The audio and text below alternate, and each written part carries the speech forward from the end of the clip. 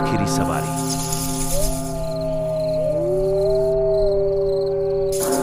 निशा taxi driver थी। रात के 1:30 बज चुके थे। शहर की सड़कें सुनसान थीं। अचानक उसकी गाड़ी को रुकने का इशारा हुआ। एक लंबा कोट पहने हुए शख्स सड़क किनारे खड़ा था। उसने निशा को हाथ दिखाया। शख्स गाड़ी में बैठते ही एक सुनहरे लिफाफे में भारी रकम निशा की तरफ बढ़ाते हुए बोला, मुझे पुराने शहर के कब्रिस्तान ले चलो। जल्दी पहुंचाना होगा। जितनी जल्दी उतने ज्यादा पैसे दूंगी।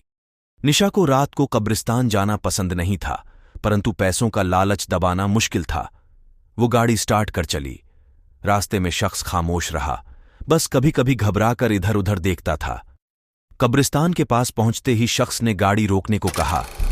वो गाड़ी से उतरा और एक खास कब्र की तरफ तेजी से चलने लगा। निशा को कुछ अजीब लगा। उसने गाड़ी का दरवाजा खोला और उसका पीछा किया। कब्र के पास पहुंचकर शख्स ने लिफाफा खोला और उसमें से एक चिट्ठी निकाली। वो चुपचाप उसे कब्र पर रख आया। तभी अचानक कब्रिस्तान के पीछे से कुछ लोगों का झुंड निकला। उनके हाथों में हथियार थे। शख्स घबराकर निशा की तरफ दौड़ा, परंतु वो लोग उससे पहले ही उसे पकड़ चुके थे। तभी निशा ने हिम्मत जुटाकर गाड़ी को उनकी तरफ दौड़ा दिया। वो लोग चौंक गए। शख्स मौके का फायदा उठाकर गाड़ी में कूद गया। निशा ने बिना समय गंवाए गाड़ी को स्टार्ट किया और वहां से भाग निकली। पीछे से उनका पीछा करने की आवाजें आ रही थीं। निशा ने शहर की तरफ गाड़ी दौड़ाई। कुछ देर बाद जब पीछा छूट गया तो निशा ने शख्स की तरफ देखा। वो सफेद हो चुका था। ये कौन लोग थे?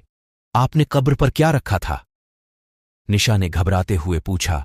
शख्स ने कांपते हुए हाथों से जेब से एक पेन निकाला और निशा की तरफ बढ़ाया। ये लीजिए, ये मेरी जान बचाने वाली है।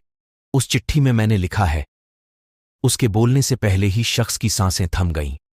वो मरा हुआ था। निशा के अब उसके सामने 2 रास्ते थे, पुलिस को बुलाना या भाग जाना। परंतु उस पेन ने उसकी जिज्ञासा को और बढ़ा दिया। वो जानना चाहती थी कि आखिर उस चिट्ठी में क्या लिखा था और वो शख्स असल में कौन था।